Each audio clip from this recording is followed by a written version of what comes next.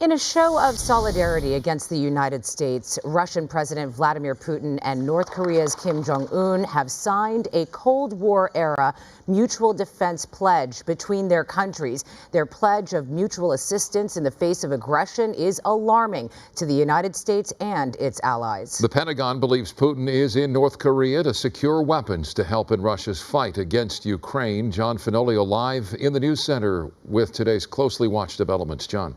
Mike is sure that's right. The U.S. and its allies are keeping a close eye on this partnership between Russia and North Korea. Now, that's due in no small part to the fact that it could lead to Russia providing Pyongyang with help to bolster its nuclear program, while North Korea is expected to give more weapons to Russia to continue its war against Ukraine.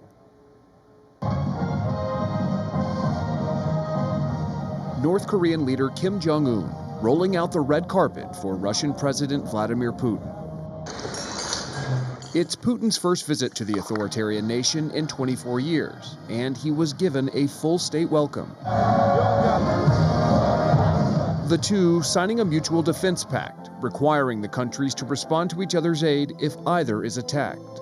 A move that's raising alarm among the U.S. and its allies about possible Russian help for North Korea's missile or nuclear programs.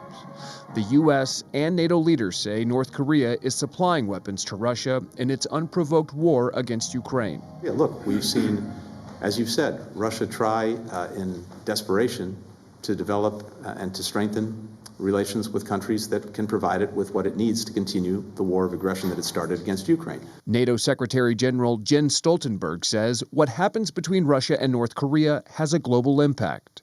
Our security is not regional, it's global. What happens in Europe matters for Asia, and what happens in Asia matters for us. And this is clearly demonstrated in Ukraine, where Iran, North Korea, China are propping up, fueling Russia's war of aggression against Ukraine. North Korea has been struggling under tough UN Security Council sanctions over its nuclear weapons and missile programs.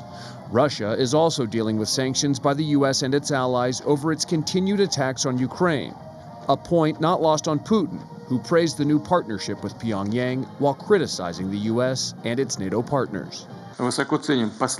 We highly appreciate your consistent and unchanging support of the Russian policies, including the Ukrainian direction, meaning our fight against the imperialistic, hegemonistic policies of the U.S. and its allies against the Russian Federation.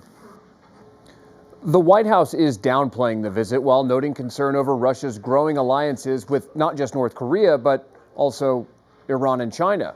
Putin is now in Vietnam meeting with leaders there. U.S. observers say military defense and Russia's war against Ukraine are likely to be discussed. In the News Center, I'm John Fenolio, sending it back to you in the studio. John, thank you.